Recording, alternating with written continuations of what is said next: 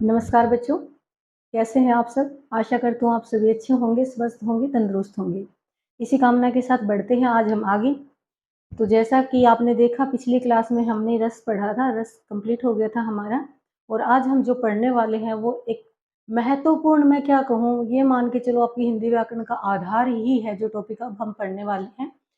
तो टॉपिक का आज का हमारा नाम रहेगा वर्ण विचार। वर्ण विचार हिंदी व्याकरण की शुरुआत ही हम कहाँ से करते हैं? वर्ण से ही करते हैं। काफ़ी लंबा टॉपिक था, कई सारी चीज़ें थी, इस करके इस टॉपिक में हम लेट हो गए हैं, लेकिन हम हमारी जो मेन शुरुआत होती है हम हिंदी व्याकरण की यहीं से करते हैं। तो आज का जो हमारा टॉपिक रहने वाला है वर्ण विचार का टॉपिक रहने वाला है। बहुत ही इम्पोर्टेंट है, बहुत ही महत्वपूर्ण है। शायद ये वो टॉपिक है जिसकी इम्पोर्टेंस मुझे बताने की ज़रूरत नहीं है, आप खुद ही जानते हो कितना इम्पोर्टेंट है, कितना महत्वपूर्ण टॉपिक है ये। तो चलिए बढ़ते हैं आज हमारे टॉपिक की तरफ।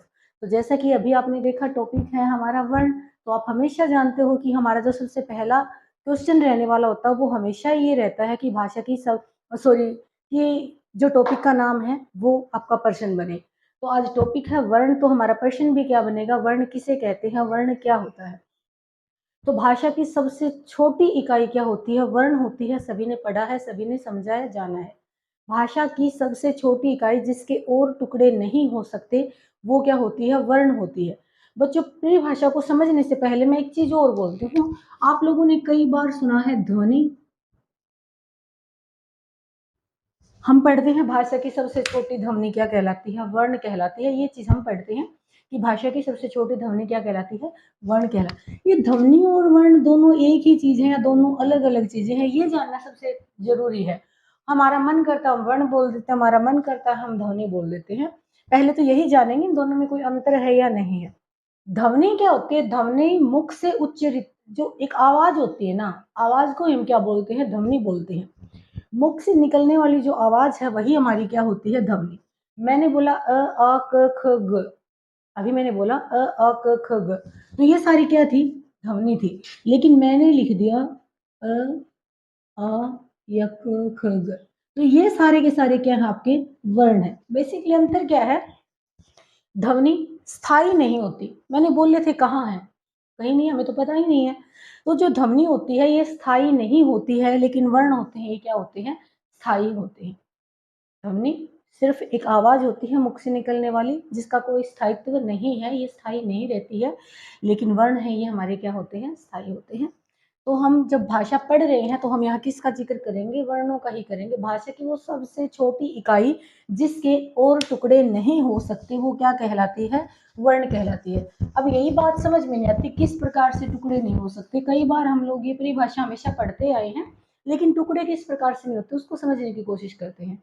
देखो यहाँ पे हमारे 3 प्रश्न रहने वाले। एक तो भाषा की सबसे छोटी इकाई, दूसरा सबसे छोटी सार्थक इकाई और तीसरा भाषा की सबसे बड़ी इकाई। भाषा में सबसे छोटी चीज जो होती है वो वर्ण होते हैं भाई। वर्ण से छोटा भाषा में कुछ भी नहीं होता। लेकिन अगर कोई कहता है कि सबसे छोटा भी हो और सार्थक भी हो, वर्णों का कोई भी अर्थ नहीं होता।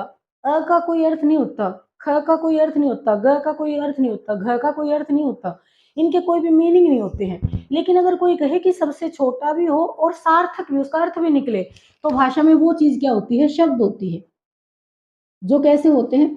सार्थक। सार्थक। अगर कोई सिर्फ सबसे छोटी का ही पूछ रहा है तो किसकी बात हो रही है? वर्णों की। वर्णों को जोड़ दो क्या बन जाते हैं? शब्द। और अगर कोई कहता है भाषा की सबसे बड़ी इकाई, तो बड़ी इकाई क्या होती है? वाक्य होता है।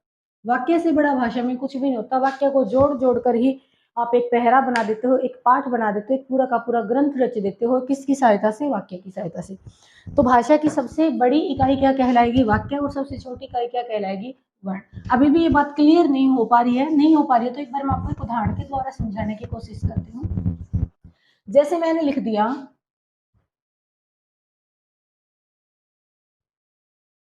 राम मेरा मित्र है। सभी बच्चे जानते हो ये क्या हो गया? एक वाक्य हो गया भाई। क्या हो गया? ये एक वाक्य हो गया। सभी को पता है, ये बात समझाने की मुझे जरूरत ही नहीं है। राम मेरा मित्र पूरा का पूरा क्या है? एक वाक्य है। कोई कहता है कि क्या आप इस वाक्य को तोड़ सकते हो? तो बिल्कुल तोड़ सकते हैं जी। इस वाक्य को हम तोड़ेंगे किस चीज में? शब्दों में तोड़ेंगे। किस प्रकार से वो देखो एक बार। जैसे मैंने लिख दिया राम, एक शब्द। मैंने लिख दिया मेरा, दूसरा शब्द। मैंने लिख दिया मित्र, मैंने लिख दिया। हमने वाक्य को किस चीज में तोड़ दिया? शब्दों में तोड़ दिया। अब कोई कहता है क्या शब्दों को भी तोड़ सकते हो? हाँ जी, बिल्कुल तोड़ सकते हैं। शब्दों को हम किस चीज में तोड़ेंगे? शब्दों को हम तोड़ेंगे अक्षरों में। अक्षर कैसे? जैसे मैंने इस शब्द के टुकड़े कर दिए रा और म, मैंने इस शब्द के टुकड़े कर दिया मे और रा, मैंने इस शब्द के टुकड़े कर दिए मी और त्र। मतलब इस प्रकार से हमने क्या कर दिए? इनके टुकड़े कर दिए।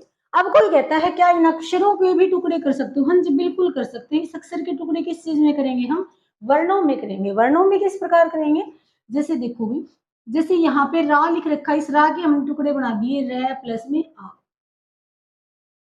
ये हर बच्चे को पता होगा। एक बार वैसे मैंने कई वीडियो में पहले भी डिस्कस किया है, अगर नहीं ध्यान में आ रहा था तो फिर से समझने की कोशिश करेंगे। जैसे मान लीजिए हमने इसको ऐसे लिख दिया, तो ये क्या है? स्वर रहित, मतलब आधा र है। अगर आप इसको ऐसे लिख देते हो तो ये क्या बन जाता है? पूरा बन जाता है।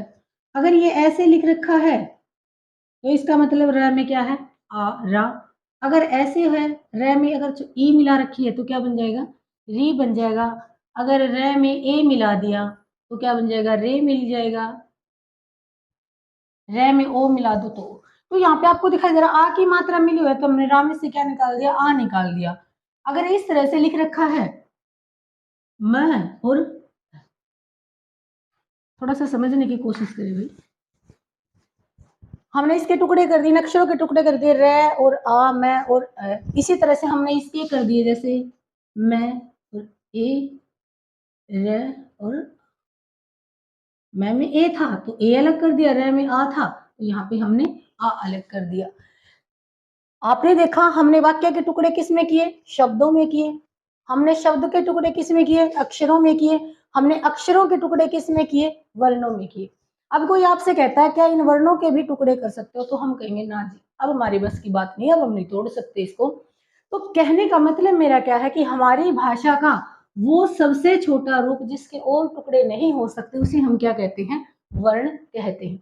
परिभाषा अगर कोई बच्चा नोट करना चाहता है तो लिख सकता है कि भाषा की वो सबसे छोटी इकाई जिसके और टुकड़े नहीं हो सकते, उसे क्या कहेंगे? वर्ण कहेंगे।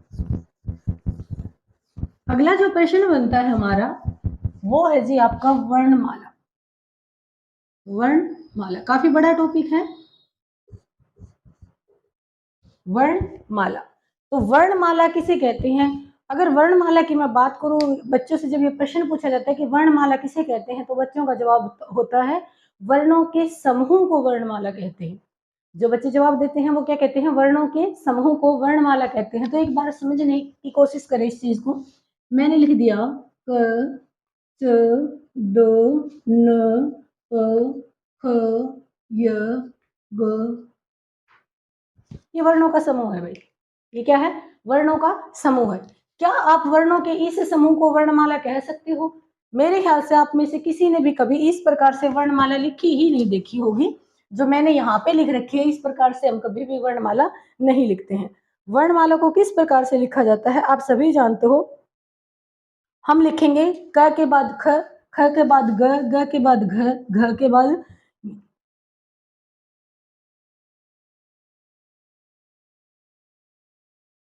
एक बार समझने की कोशिश करते हैं इस चीज को। मैं क्या कहना चाह रही हूँ, एक एग्जाम्पल के द्वारा, एक उदाहरण के द्वारा मैं आपको समझाने की कोशिश कर रही हूँ। मान लीजिए हमारे घर में एक छोटा बच्चा है, हम उस बच्चे को कहेंगे कि बेटा 1 से लेके 10 तक गिनती सुनाओ।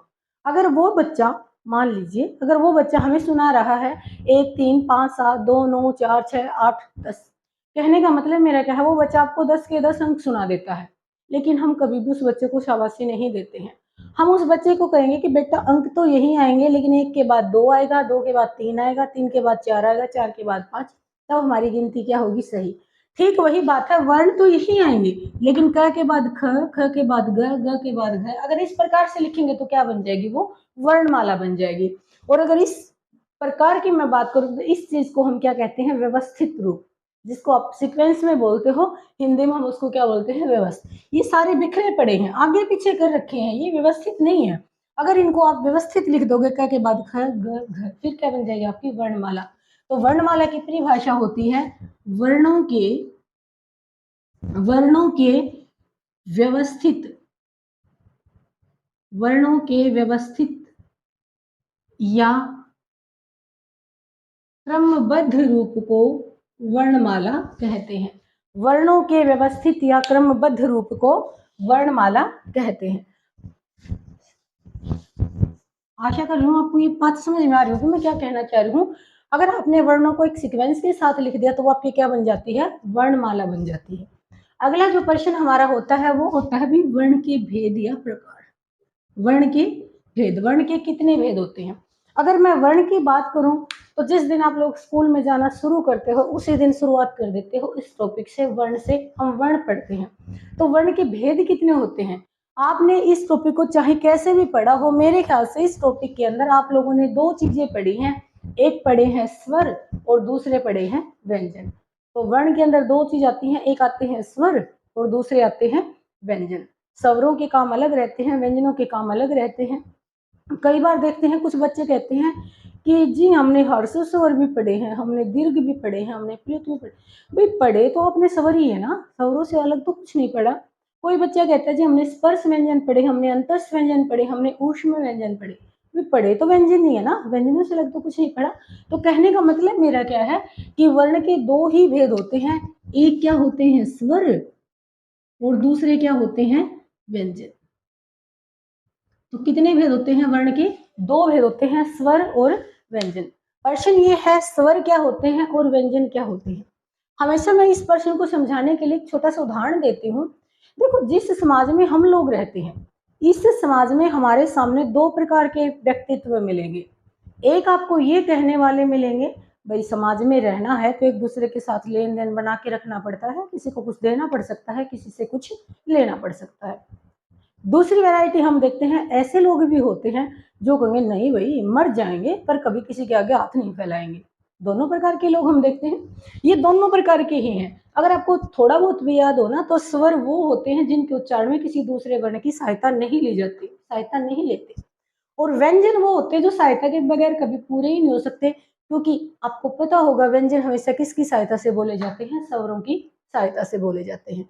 तो एक बार हम स्वर को ही समझने की कोशिश करते हैं। सबसे पहले हम किसको समझेंगे, स्वर को समझेंगे। हम किसके बारे में पढ़ेंगे, स्वरों के बारे में पढ़ेंगे। तो स्वर की परिभाषा, जिन वर्णों के उच्चारण में किसी अन्य वर्ण की सहायता नहीं ली जाती, सहायता नहीं ली जाती। गौर से देखेंगे भाई ये परिभाषा आपको दिखने में शायद ऐसे लग रही होंगी, कुछ नहीं है, हम हमेशा से पढ़ते आ रहे हैं, लेकिन एक बार कंप्लीट वीडियो जरूर देखें, क्योंकि कई बार कुछ ऐसी जो मेन बात होती है शायद उसको आप छोड़ देते हो जो समझने की होती है। मुझे पता है कि एक बच्चे को पता है इस बात का जिनके उच्चारण में किसी दूसरे वर्ण की सहायता नहीं ली जाती, उन्हें स्वर कहते हैं, हर बच्चे को पता है। लेकिन सिर्फ इतने में हमारी बात पूरी नहीं हो रही है, अभी चीजों को समझने की कोशिश करें। जो परिभाषा भी मैंने लिखी है कि जिनके उच्चारण में किसी दूसरे वर्ण की सहायता नहीं ली जाती उन्हें क्या कहते हैं, स्वर। ये हमारी एक किताबी परिभाषा है। आप कोई भी बुक उठा लो, LKG क्लास की, सेकंड की, थर्ड की, फिफ्थ की, 10th की, गूगल पे सर्च कर लो, कहीं भी सर्च कर लो, जब भी आप स्वर पढ़ोगे आपको परिभाषा क्या मिलेगी, यही मिलेगी कि जिनके उच्चारण में किसी दूसरे वर्ण की सहायता नहीं ली जाती। लेकिन इसी परिभाषा को एग्जाम में किसी दूसरे तरीके से भी पूछा जाता है, तो कैसे, तो आइए एक बार उसको भी हम लिखते हैं। दूसरी परिभाषा होती है स्वर की, जिन वर्णों का उच्चारण स्वतंत्र रूप से होता है, जिन वर्णों का उच्चारण स्वतंत्र रूप से होता है, जिन वर्णों का उच्चारण स्वतंत्र रूप से होता है उन्हें क्या कहते हैं, स्वर कहते हैं। इसी के साथ साथ एक परिभाषा और भी है जो एग्जाम में पूछ ली जाती है, तो तीसरी परिभाषा और लिखेंगे हम, जिन वर्णों के उच्चारण में कोई भी अवरोध नहीं होता, नहीं होता, जिन वर्णों के उच्चारण में कोई भी अवरोध नहीं होता उन्हें क्या कहते हैं, स्वर कहते हैं। ये तीन परिभाषा मैंने किस चीज की लिखी है, ये तीनों की तीनों परिभाषा मैंने स्वर की लिखी है। आइए एक बार इन परिभाषाओं को हम समझने की कोशिश करते हैं। एक चीज तो आपको याद रखनी है हमेशा के लिए, जब भी आप किसी एक ही चीज की 2 3 4 अलग अलग परिभाषाएं पढ़ रहे हो या फिर लिख रहे हो, एक ही चीज की अलग अलग परिभाषा अगर हम पढ़ रहे हैं तो जब उसको समझ के देखते हो तो उनका अर्थ हमेशा एक जैसा ही निकलता है, एक ही मीनिंग निकलता है। यहाँ परिभाषा भले ही हमने 3 लिख रखी है, लेकिन अब जब हम इसको समझेंगे तो आप पाओगे कि तीनों का मतलब तो एक ही है। किस प्रकार से है वो देखते हैं। मैंने आपको परिभाषा यहाँ सिर्फ स्वर की लिखवाई है, लेकिन ध्यान रहे मैं आपको स्वर और व्यंजन दोनों की दोनों एक साथ समझाने वाली हूँ यहाँ पर। आइए देखते हैं किस प्रकार से।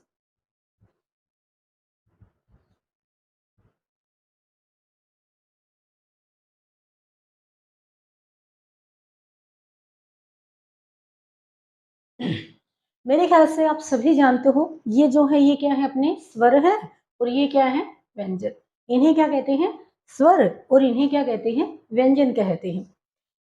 परिभाषा के हिसाब से समझने की कोशिश करते हैं। हमारी स्वर की पहली परिभाषा है जिन वर्णों के उच्चारण में किसी दूसरे वर्ण की सहायता नहीं ली जाती, नहीं ली जाती, उन्हें क्या कहते हैं, स्वर। लेकिन अगर कोई व्यंजन कहे तो आप कहोगे जिनके उच्चारण में स्वरों की सहायता ली जाती है उन्हें क्या कहते हैं, व्यंजन। कैसे, आइए। सभी जानते होंगे आप, उच्चारण का मतलब क्या होता है, बोलना। जिनको बोलने में किसी की भी सहायता नहीं ली जाती वो क्या होते हैं, स्वर। कैसे, जैसे हमने बोला अ, जब आप से ये देखो, हमने बोला कि सहायता नहीं ली जाती। जैसे हमने बोला जब आप बोल रहे हो तो आपको सिर्फ और सिर्फ किसकी आवाज सुनाई दे रही है, की ही। उच्चारण का मतलब बोलना हो, बोलने में सहायता नहीं ली जाती। आपने बोला आ, तो आपको सिर्फ किसकी आवाज सुनाई दी, आ की। आपने बोला ई तो ई की, ए बोला तो ए की, ओ बोला तो ओ की। किसी भी दूसरे वर्ण की सहायता नहीं ली गई है यहाँ पर। तो आप कह सकते हो पहली परिभाषा के हिसाब से कि इनके उच्चारण में किसी की सहायता नहीं ली जाती। अगर मैं व्यंजन की बात करूं तो हम कहेंगे जिन वर्णों के उच्चारण में स्वरों की सहायता ली जाती है। किस प्रकार से, जैसे आप बोल रहे हो क बोल रहे हो तो आपको क के साथ एक आवाज और भी सुनाई दे रही होगी भाई, अ की। आपने बोला ख, किसकी आवाज सुनाई दे रही है, अ की। ये उच्चारण आपका उद्देश्य नहीं है, आपका उद्देश्य तो क बोलना है, लेकिन फिर भी न चाहते हुए भी किसकी आवाज सुनाई दे रही है, आपको अ की आवाज सुनाई दे रही है। आपने बोला द, आपको किसकी आवाज सुनाई दे रही है, अ की। आपने बोला ल, किसकी आवाज सुनाई दे रही है भाई, अ की। कहने का मतलब आप किसी भी व्यंजन का उच्चारण करके देखो, आपको किसकी आवाज सुनाई देगी, अ की। अगर कोई आपसे कहता है कि इसका उच्चारण करो लेकिन अ की आवाज नहीं आनी चाहिए, तो आप कभी भी नहीं कर सकते। आप कैसे भी उच्चारण करके देखो, आपको हमेशा किसकी आवाज आएगी, अ की आवाज आएगी। तो व्यंजनों में हमेशा किसकी सहायता ली जाती है, स्वरों की, और स्वरों में किसी की भी सहायता नहीं ली जाती। आइए समझते हैं दूसरी परिभाषा। हमने लिखी है दूसरी परिभाषा कि जिन वर्णों का उच्चारण स्वतंत्र रूप से होता है। तो मैंने पहले भी कई टॉपिक में आपको बताया है, जब भी बात स्वतंत्र की आती है ना, कोई भी ये कहता है स्वतंत्र, तो स्वतंत्र का मतलब ये होता है वो अपने आप में पूरा है, उसे किसी दूसरे की जरूरत नहीं है। जो दूसरे पे डिपेंड हो गया वो स्वतंत्र रहेगा ही नहीं भाई। जो अपने आप में पूरा है वही क्या है, स्वतंत्र।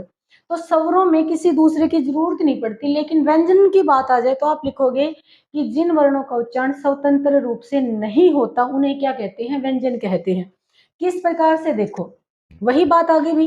आपने बोला तो सिर्फ सुनाई दिया, आ बोला तो आ सुनाई दिया, किसी भी दूसरे वर्ण की सहायता नहीं ली। लेकिन आप किसी भी व्यंजन का उच्चारण करो, आप कभी भी स्वतंत्र रूप से नहीं कर सकते, बल्कि व्यंजनों का उच्चारण हमेशा किसके साथ जुड़कर होता है, अ के साथ। आपने बोला ग, किसकी आवाज आई भाई, अ की आवाज आई। आपने बोला न, किसके साथ जुड़कर आवाज आई, अ के साथ। आपने बोला द, अ के साथ। आपने बोला प, किसके साथ, अ के साथ। तो व्यंजन का उच्चारण कभी भी स्वतंत्र रूप से नहीं होता है, लेकिन स्वरों का उच्चारण हमेशा कैसे होता है, स्वतंत्र होता है। तीसरी परिभाषा को हम समझते हैं, जिसे हमने लिखा है कि जिनके उच्चारण में कोई भी अवरोध नहीं होता। जिन वर्णों के उच्चारण में कोई भी अवरोध नहीं होता उन्हें क्या कहते हैं, स्वर। लेकिन अगर यही बात हमें व्यंजन के लिए कहनी पड़े तो हम कहेंगे जिनके उच्चारण में अवरोध होता है। अवरोध का मतलब क्या होता है, अवरोध का अर्थ होता है रुकावट, बाधा या अड़चन। अवरोध का अर्थ होता है रुकावट, बाधा या अड़चन। जिन वर्णों को बोलते समय कोई भी रुकावट नहीं होती वो क्या होते हैं, स्वर, और जिसमें रुकावट आती है वो होते हैं व्यंजन। किस प्रकार से, वही चीज फिर से आ गई।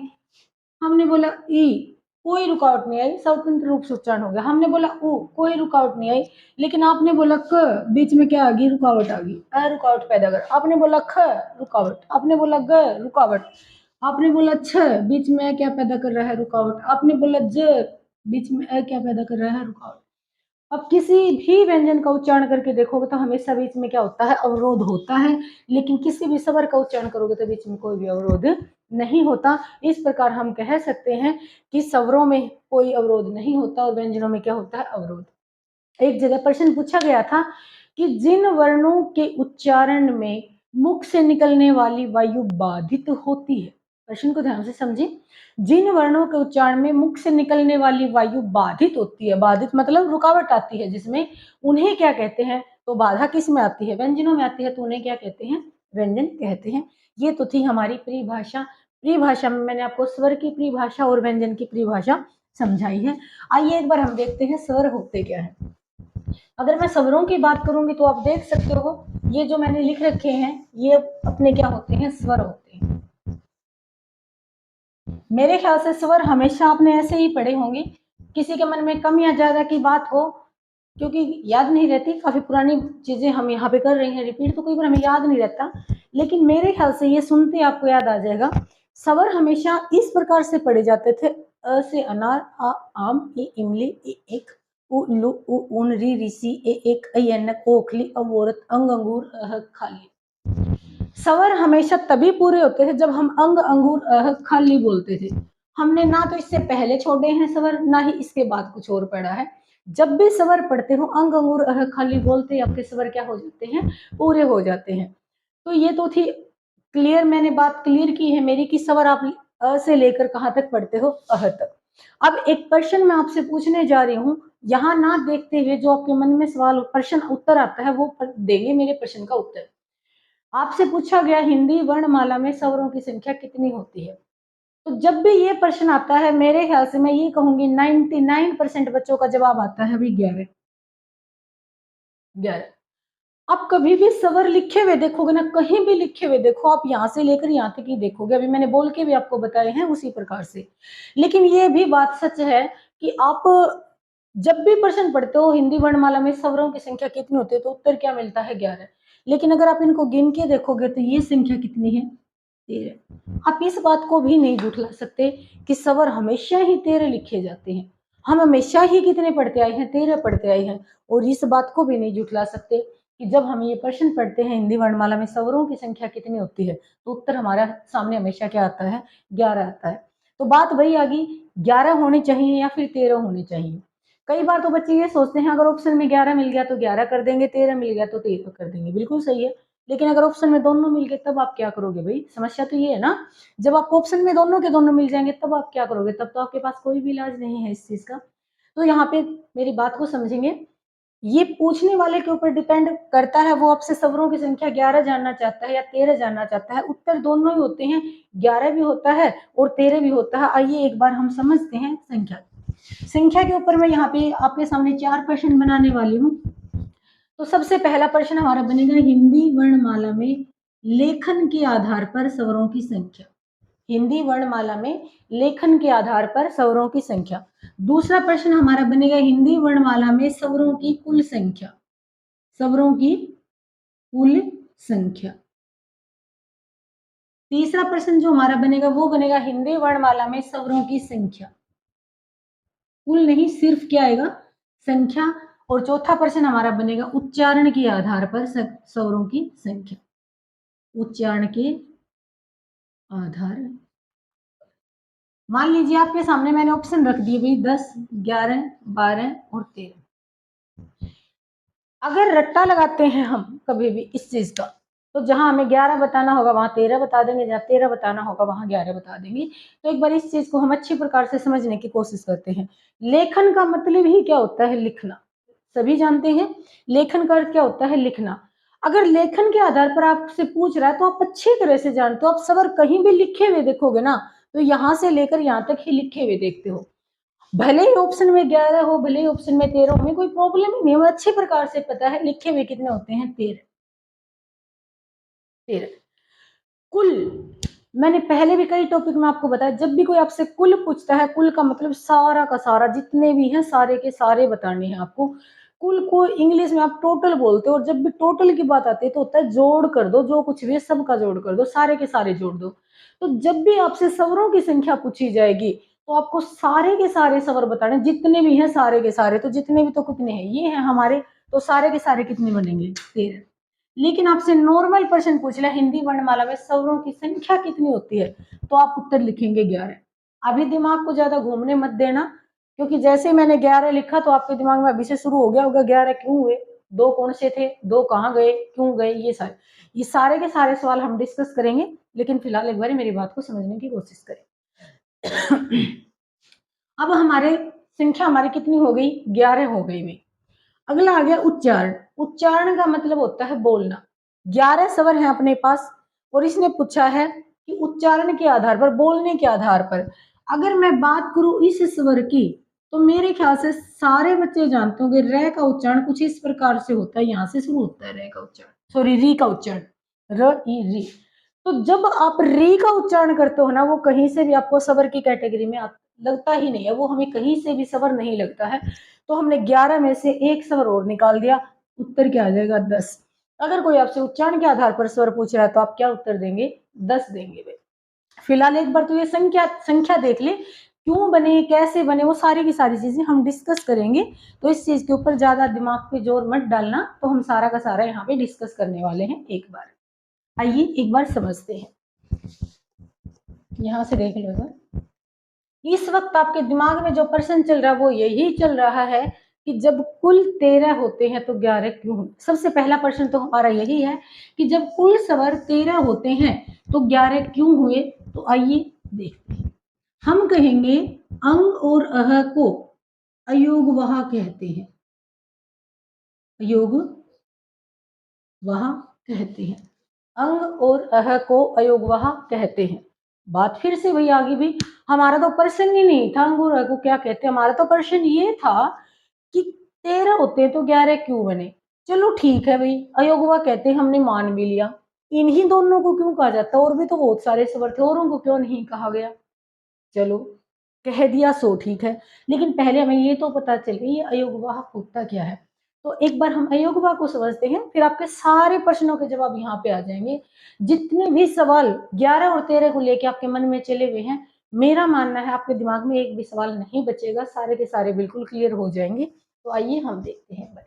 अयोगवाह शब्द बनता है भाई अ प्लस में योग प्लस में वाह, अ प्लस में योग, योग प्लस में वाह। वाह का अर्थ होता है भाई वहन कर, और वहन का अर्थ होता है ढोया जाना। वहन का अर्थ होता है ढोया जाना। एक शब्द मैंने लिख दिया वहन और एक शब्द मैंने लिख दिया वाहन। एक शब्द है वहन और एक शब्द है वाहन। वहन का मतलब क्या होता है, वहन का मतलब ढोया जाना, और वाहन का मतलब क्या होता है, आप सभी को पता, वाहन होते हैं साधन। लेकिन बात क्या होगी, साधन और वाहन दोनों के दोनों क्या है, एक ही चीज है। साधन और वाहन दोनों क्या है, एक ही चीज है। साधन काम क्या करते हैं, वाहन काम क्या करते हैं। वाहन जो चीजों को, व्यक्तियों को या वस्तुओं को एक स्थान से दूसरे स्थान पर ले जाने का काम करते हैं, वो क्या होते हैं, वाहन।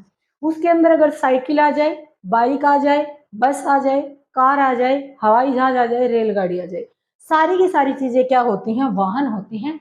जो चीजों को एक स्थान से दूसरे स्थान पर ले जाने का काम करती हैं, वो क्या होते हैं, वाहन।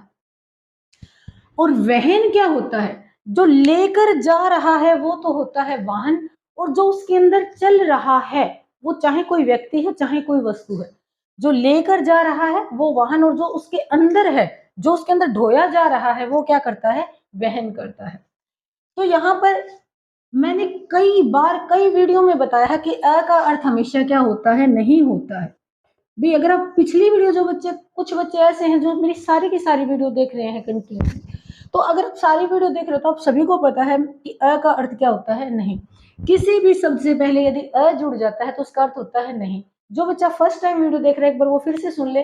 मैं बार बार कभी भी, मेरे ख्याल से आपने देखा होगा, शुरुआत में एक दो वीडियो में बोल दिया, वो भी कईयों ने बोला कि बोल दिया करो। मैं कभी किसी को नहीं बोलती कि चैनल को सब्सक्राइब करो, ये करो, वो करो। अगर आपको फायदा लग रहा है, आपको अच्छा लग रहा है, तो आप अपने आप कर लोगे, शायद मेरे कहने की जरूरत नहीं है। क्योंकि मैं कोई प्रोफेशनली यहाँ पर नहीं हूँ भाई। मेरा कोई उद्देश्य नहीं है कि मैं यूट्यूब चैनल बनाऊंगी फिर यहाँ से पैसे कमाना, मेरा कोई मकसद नहीं है। सिर्फ सिलेबस एक बार आप लोगों के सामने डाल देंगे, आप जिस बच्चे को जब भी जरूरत हो एग्जाम के टाइम पे वो उसको देख सकता है, सारी की सारी वीडियो आपको यहाँ पर मिलेंगी, कोई प्रॉब्लम नहीं है। तो मेरा ऐसा कोई उद्देश्य नहीं है। हाँ, बस ये जरूर है जब कोई भी इंसान मेहनत करता है और उसके बदले में उसको अच्छा व्यू मिलते हैं तो उसका मोटिवेशन थोड़ा सा मतलब कॉन्फिडेंस लेवल बढ़ता है, वो एक अलग बात है। तो मैं सिर्फ यही कहना चाहूंगी, एक बार पिछली वीडियो आप लोग देख लेना, फिर भी नहीं देखिए तो इसी पॉइंट को मैं एक बार क्लियर कर रही हूँ। जैसे हमारे पास एक शब्द ज्ञान है, इसके आगे मैंने अ जोड़ दिया, अज्ञान। अज्ञान का मतलब क्या है? ज्ञान नहीं है।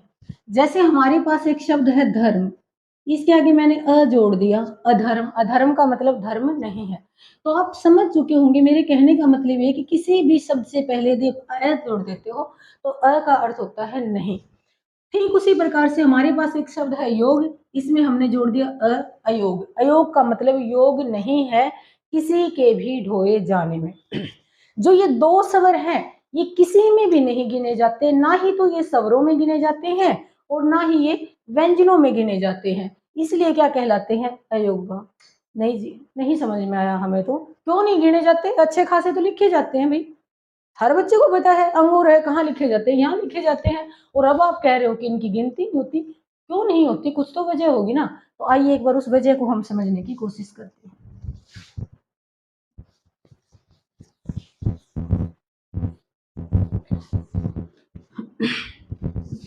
देखो, जैसे इसको हमने बोल दिया इसे बोला ई उ। ठीक उसी प्रकार से मैंने पूछा इसे क्या कहते हैं, तो भाई बच्चों के अलग अलग जवाब आते हैं। कोई अंग है बोलेगा, कोई अ बोलेगा, कोई अह बोलेगा, कोई कुछ।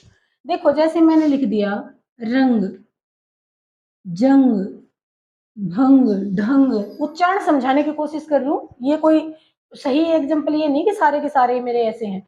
ये तो ग के बाद भी ग से पहले कुछ और हो तब भी आ जाती है अनुस्वार तो बिंदी तो आपकी, लेकिन उच्चारण आपको याद रह जाए इसलिए सिर्फ समझाने के लिए बोल रही हूँ मैं। अंग, जब आप अंग बोलते हो तो अ के साथ ग या न की आवाज सुनाई देती है। अ के साथ एक आवाज और भी सुनाई देती है, ग की बोल दो या न की बोल दो, कोई बात नहीं, आपको समझ में आना चाहिए, मेन चीज ये है। देखो गलतियां छाटने वाले तो यहाँ पे गलती छाटेंगे, ग की कैसे आती है, चाहे न की बोल दो चाहे ग की, कहने का मतलब है के साथ कुछ दूसरी आवाज भी आती है जब भी आप इसका उच्चारण करते हो। गौर करें मेरी बात पे, मैंने ये नहीं बोला कि अंग ए और ग से बनता है, मैंने ये नहीं बोला है। मैंने सिर्फ ये बोला है जब अंग बोला जाता है तो ग की आवाज आती है, होता नहीं है। इसमें ग होता नहीं है, सिर्फ क्या आती है? आवाज आती है। ठीक उसी प्रकार से एक होता है हमारा अह, जैसे प्रातः, पुनः, अतः। ठीक है, तो जब आप इसका उच्चारण करते हो तो किसकी आवाज आती है? अ के साथ साथ एक आवाज और आती है और वो आवाज आती है अ।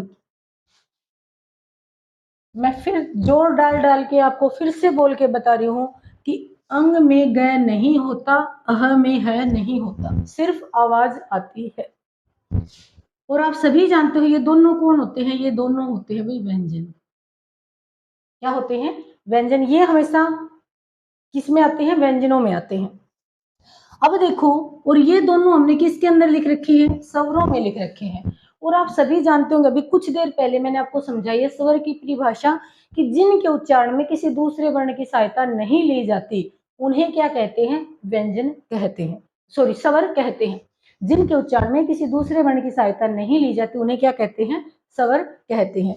लेकिन अगर हम इन्हें स्वर कहें तो ये बात गलत होगी, भाई इनके उच्चारण में तो किसकी सहायता ले रखी है? व्यंजनों की। अगर ये स्वर होते तो सहायता नहीं लेते।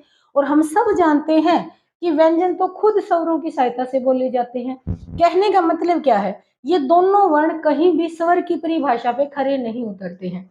स्वर कहते हैं कि हम अपने उच्चारण में कभी भी स्वरों की सहायता नहीं लेते, लेकिन इन दोनों ने तो सहायता ले रखी है भाई, और सहायता भी किसकी ले रखी है? व्यंजनों की। तो कहीं ना कहीं ये चीज हमारी फेल हो जाती है, ये बात तुम्हारी सही साबित ही नहीं हो पाती, क्योंकि ये स्वर तो नहीं कहला सकते, क्योंकि अगर स्वर होते तो व्यंजनों की सहायता तो कभी भी नहीं लेते। ठीक है भाई, तो ये व्यंजन क्यों नहीं है उसको भी हम समझने की कोशिश करते हैं। कई बार देखो, एक ऑफलाइन में चीजों को समझाने के लिए एग्जाम्पल कुछ और ही होते हैं, ऑनलाइन में कुछ और ही होते हैं भाई, थोड़ा सा फर्क पड़ जाता है चीजों का। जैसा ऑफलाइन में हम समझा सकते हैं शायद वैसा ऑनलाइन में ना समझा सके।